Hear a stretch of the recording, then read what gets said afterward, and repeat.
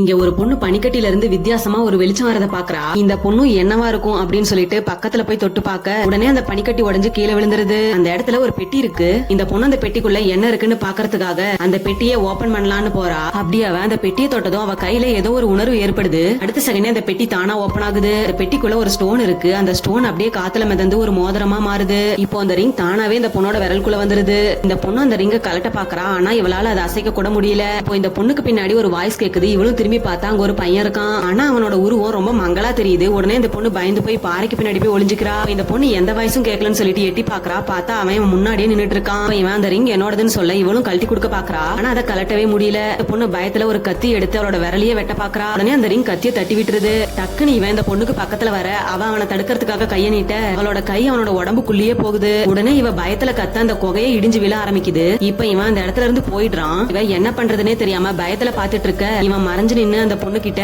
ரிங்க வச்சு உனக்கு முன்னாடி இருக்க செவரை உடனே சொல்றான். இவளும் உடனே செவுத்துல போயிட்டு கைய வைக்க அந்த செவரு அப்படியே உடஞ்சு விழுந்துருது. கடைசியில இவன் அந்த குகையை விட்டு தப்பிச்சு வெளியே போயிடுறா.